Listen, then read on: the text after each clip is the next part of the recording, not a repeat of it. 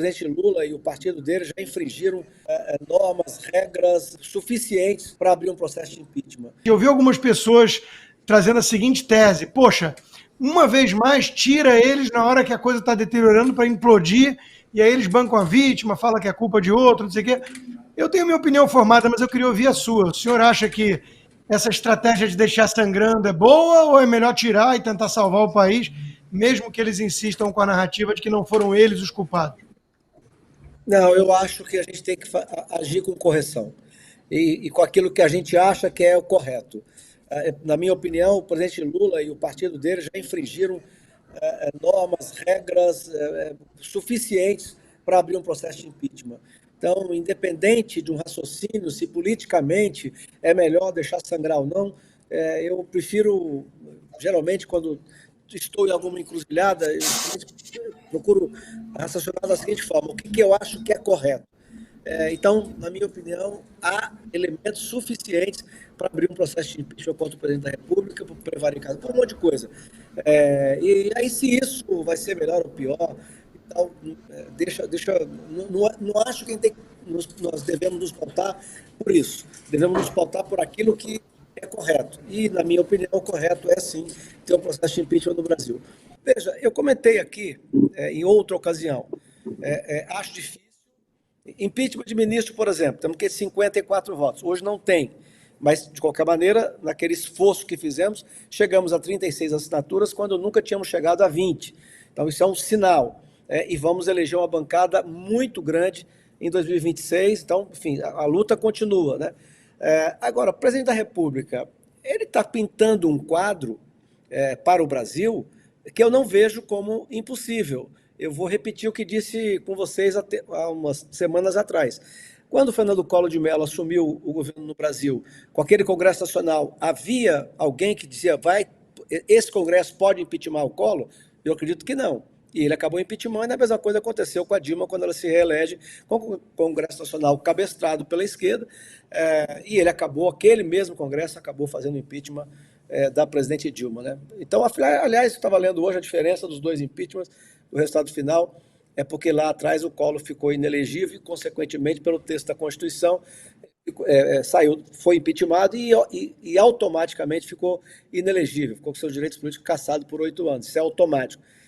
O atual ministro da Justiça, quando presidiu a sessão no Congresso Nacional, no Senado da República, fez uma manobra, né, maluca. A Dilma foi impeachmentada, mas manteve os direitos políticos. Aí o povo de Minas Gerais acabou. É mais ou menos isso que eu gostaria de mencionar. Ô senador, mas e o Centrão? Porque, infelizmente, o fiel da balança é o Centrão, né? Se os parlamentares desse campo não quiserem, o impeachment dificilmente avança. Aí o que o senhor tem ouvido no dia a dia no Congresso Nacional, nos corredores, nos bastidores, será que é possível que um pedido de impeachment tenha adesão do Centrão? Vai depender. Veja, o Centrão domina a Câmara Federal e o Senado, e não é de hoje. Já dominava na época do Collor, dominava na época da Dilma. Agora, há uma coisa que o Centrão, né, teme mais do que qualquer outra coisa: voto popular. Então, isso muda voto. Quantas pessoas estavam bajulando, faziam parte do governo Collor e acabaram votando contra ele? E a mesma coisa na época da própria Dilma, né? Pessoas que acompanhavam, que eram do governo e tal. Então vai depender muito do desempenho da economia, que infelizmente para o Brasil os sinais são muito ruins. Nada acena para que o ano que vem seja um ano melhor. Mais uma vez, digo, que não tem proposta, não tem nada, não tem nada encaminhado no Congresso Nacional, reforma nenhuma e tal. Ao contrário, continuar agora estatais dando prejuízo, acenando com retrocesso, até no saneamento, no novo marco do saneamento. Quer dizer, um avanço que nós fizemos no governo do presidente Bolsonaro, eu já estava lá como senador da República, foi uma coisa importantíssima para o Brasil, principalmente para o Nordeste, para o Norte e para o Centro-Oeste. Até isso, eles acenam com um retrocesso. Então, vai depender do clima no ano que vem. A economia se deteriorando, ninguém quer, mas é o que eles fazem, é o que eles sabem fazer. A economia se deteriorando, a eleição do Donald Trump, a posse de Donald Trump no Congresso norte-americano a partir do dia 20 agora de janeiro.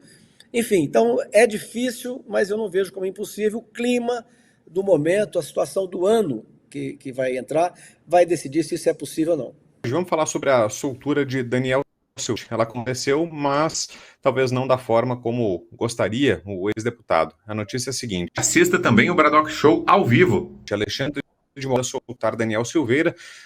Mas restrições. O ministro do Supremo Tribunal Federal determinou a soltura do ex-deputado que estava preso por descumprimento de medidas impostas pelo STF. A decisão impõe o uso de tornozeleira eletrônica e outras restrições. O Daniel Silveira está proibido, por exemplo, de usar redes sociais, contato com aliados políticos envolvidos em investigações, de dar entrevistas. A liberdade condicional é vista ainda como uma forma de controle rigoroso pelo ministro do Supremo Tribunal Federal. Vamos lá, Serrão, o que achou da decisão? Daniel Silveira ganhou uma liberdade aprisionada, uma nova modalidade, né, de liberdade, entre aspas, que o sistema de poder do Brasil nos impõe. O caso dele é gravíssimo. Daniel Silveira é um preso político. Ele é vítima da incompreensão, da burrice estratégica de seus pares no Congresso Nacional. Se eles lá atrás não tivessem impedido que Daniel Silveira tivesse sido processado, que se o Congresso tivesse dito que tinha que ser respeitado o artigo 53 da Constituição, nada disso estaria acontecendo. E depois do caso Daniel Silveira foi aquele tipo de história daquela música dos originais do samba, né? Assassinaram o camarão. No caso, que foi assassinado foi o camarão da democracia. E aí começou a tragédia no fundo do mar, a partir desse desrespeito ao Estado de Direito, com o caso do Daniel Silveira. E agora, o que vem por aí na sequência é a continuidade dessa gravidade. Nessa posta soltura aprisionada do Daniel Silveira, ele não pode sequer chegar perto de um fone celular. Ele vai ser monitoradíssimo. Qualquer coisa, qualquer familiar dele, ele não pode se comunicar com ninguém, está escrito lá, nem através da ajuda de qualquer familiar dele. Não pode ter acesso, tem horário restrito, só pode sair de casa depois de 6 horas da manhã e tem que estar sempre em casa às 22 horas.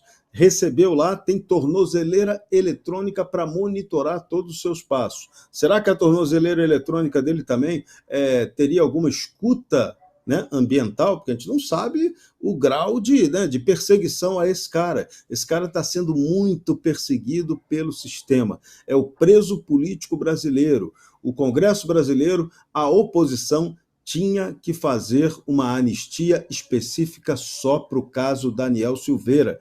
Porque o ataque ao Daniel Silveira não é um ataque só ao Daniel Silveira, é um ataque ao parlamento, à imunidade parlamentar que deveria ser sagrada, mas que, eu insisto, nem os parlamentares respeitaram essa imunidade e jogaram o Daniel Silveira às feras. E agora as feras pegam quem elas quiserem pegar. Como se analisou em Consta? Eu vou seguir o relator Serrão, né? Solto pero no mucho. Eu, inclusive, cheguei a mandar uma mensagem, há tanto tempo que eu não falava com ele, tive que achar lá atrás. Então eu mandei uma mensagem perguntando assim: Daniel, esse ainda é o seu telefone? Ou qualquer coisa, um abraço, Alexandre de Moraes, tudo bem? Bom final de semana, né? Então, assim, ele não tá livre, né? É um avanço ele poder passar mais tempo com a família e tudo, mas ele continua um preso político, assim como foi o caso do Felipe Martins, que não pôde dar entrevista, né? Então, essa é a cabeça desse regime. É uma turma que leva quase o sadismo ao último grau. Tudo nessa prisão foi inadequado, ilegal. Ele teve a graça do presidente que foi derrubada, foi crime de opinião, foi flagrante perpétuo, que foi uma criatividade jurídica. Tudo foge do Estado de Direito. Então, antes tarde do que nunca, mas ainda foi muito pouco. E nós queremos justiça, nós não queremos migalhas nem licenças concedidas por um tirano. Nós queremos justiça, império da lei, Estado de Direito. Coisas ausentes no Brasil de hoje, e o Daniel Silveira está aí para provar. Assista também o Braddock Show ao vivo.